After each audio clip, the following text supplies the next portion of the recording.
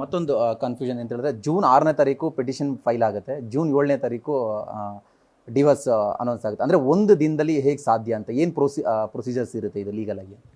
ಈಗ ಒಂದು ದಿನದಲ್ಲಿ ಹೇಗೆ ಸಾಧ್ಯ ಅಂದರೆ ನಮ್ಮ ಲೀಗಲ್ ಪ್ರೊಸೀಜರ್ ಪ್ರಕಾರನೇ ಹೋಗಿರೋದು. ಒಂದು ಸುಪ್ರೀಂ ಕೋರ್ಟ್ ಜಡ್ಜ್ಮೆಂಟ್ ಒಂದಿದೆ, ಅದರಲ್ಲಿ ಹೇಳುತ್ತೆ ನಿಮಗೆ ಕಂಪ್ಯಾಟಬಿಲಿಟಿ ಇಲ್ಲ, ನಿಮಗೆ ಜೊತೆಗೆ ಇರೋಕ್ಕೆ ಸಾಧ್ಯತೆಯೇ ಇಲ್ಲ ಅಂತ ಹೇಳಿದ್ಮೇಲೆ, ಸೆಪ್ರೇಷನ್ 1 ವರ್ಷ ಇದ್ದ ಮೇಲೆ ನಂತರ ನೀವು ಜೊತೆಗೆ ಇರೋಕ್ಕಾಗಲ್ಲ ಅಂತ ಅಂದರೆ ನೀವು ವಿಚ್ಛೇದನ ಪಡಿಬೋದು, ನೀವು ಆ 6 months ವೇವ್ ಆಫ್ ಮಾಡಬಹುದು ಅಂತ. ಅದು ಏನು ಅಮರ್ ದೀಪ್ ವರ್ಸಸ್ ಹರ್ವೀನ್ ಕೌರ್ ಅಂತ ಒಂದು ಜಡ್ಜ್ಮೆಂಟ್ ಇದೆ.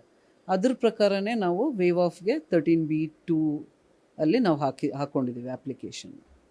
ಹಾಕ್ಕೊಂಡು ಆ ಅಪ್ಲಿಕೇಶನ್ ಅಲೌ ಆಯಿತು, ಫೈಲ್ ಮಾಡಿದ 6th 7th ಅಪ್ಲಿಕೇಶನ್ ಅಲೌ ಆಯಿತು. ಅದೇ ದಿನ ಇಬ್ಬರು ನಿವೇದಿತಾ ಚಂದನ್ನ ಕೋರ್ಟ್ ಮುಂದೆ ಹಾಜರುಪಡಿಸಿದೆ. ಸೊ ಜಡ್ಜು ನೋಡಿದ್ರು, ಅಲೌ ಮಾಡಿದ್ರು ಅಪ್ಲಿಕೇಶನ್ನು. ಅದೇ ದಿನ ಮೀಡಿಯೇಷನ್ಗೆ ಕಳಿಸಿದ್ರು. ಮೀಡಿಯೇಷನಲ್ಲೂ ಜಾಸ್ತಿ ಮಾತಾಡೋಕ್ಕೆ ಏನೂ ಇರಲಿಲ್ಲ.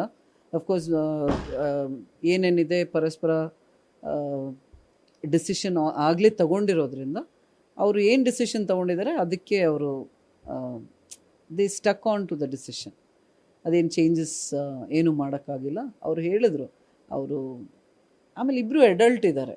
ಸೊ ಅವರು ಏನು ಡಿಸೈಡ್ ಮಾಡ್ತಾರೆ, ನಾವು ಮೀಡಿಯೇಷನಲ್ಲಿ ಏನು ಫೋರ್ಸ್ ಮಾಡೋಕ್ಕೋಗಲ್ಲ, ಅದನ್ನು ಆಕ್ಸೆಪ್ಟ್ ಮಾಡಿ ಮೀಡಿಯೇಟ್ರು ರಿಪೋರ್ಟ್ ಕೊಡ್ತಾರೆ. ಐ ಮೀನ್ ಅಗ್ರಿಮೆಂಟ್ ಮಾಡಿ ಕೊಟ್ಟರು, ಸೈನ್ ಮಾಡಿ ವಾಪಸ್ ಕೋರ್ಟಿಗೆ ಬಂತು.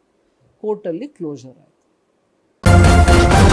ನ್ಯೂಸ್ ಫಸ್ಟ್, ನಿರ್ಭೀತಿಯಿಂದ ನಿಮ್ಮ ಪರವಾಗಿ.